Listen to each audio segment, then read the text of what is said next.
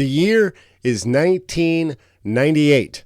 I am desperate for a job. My wife and I are dirt poor, yet I have this passion in my heart for technology. And I hear about an opening at a local K-12 school, and I decide to throw my hat in the ring and see if I can land a job and start my technology career. My name is Dana, and I'm going to walk you through how I got my first job in IT over 25 years ago. And I hope that you take away some little nuggets about what it means to have fortitude, to be assertive, and move forward in your IT career.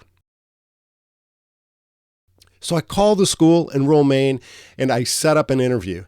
I am missing two key ingredients for this interview, though. I'm missing one, experience, and two, any formal education in tech. I just don't have it. I got a D in my pre-calc class and I got a D in my first programming class. It was kind of like they spit me out of my comp sci minor.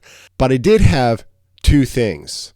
I had a desperation for a job and I had a willingness to learn anything to get into tech. It was like God wired my head for tech. I pull into the school and I meet Bill. Bill is the superintendent of schools and he is got that professional mannerism, like the kind of guy you don't say no to.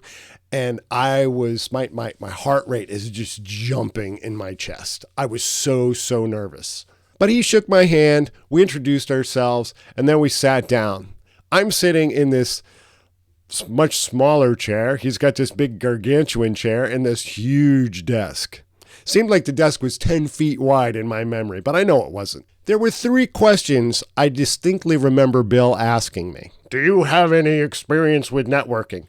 Now, no, he wasn't smoking a cigar. No, but I can learn. Do you have any experience with 56K frame relays? I confess, no, but I can learn. And then last, he asked me, do you have any experience with Windows 3.11, Windows for Workgroups?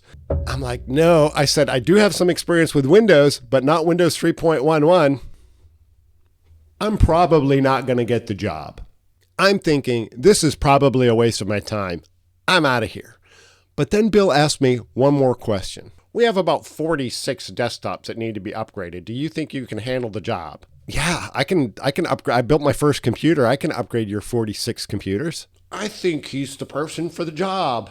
You got the job. We shook hands, and then I started my IT job career. Then I got thrown into the fires of IT in K-12 education. One of my first tasks was to fix a server that had one of these holding things together. Can you imagine?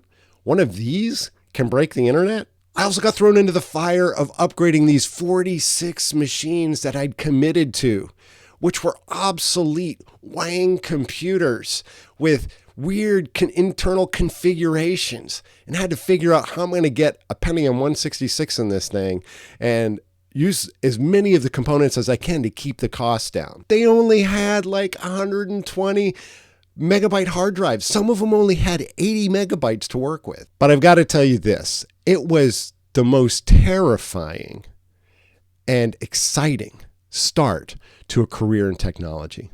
How about you? Do you want to start a career in tech, but you just don't know where to begin? Do you have the ambition to break down the walls of the barriers? You can do it. That first job led to over 25 years in tech. I have needed to learn everything under the sun in technology, from the infrastructure stack, networking, servers, virtual machines, cloud infrastructure, all of that on top of some coding, some automation, all because I walked into an interview with some confidence and said, I don't know, but I can learn.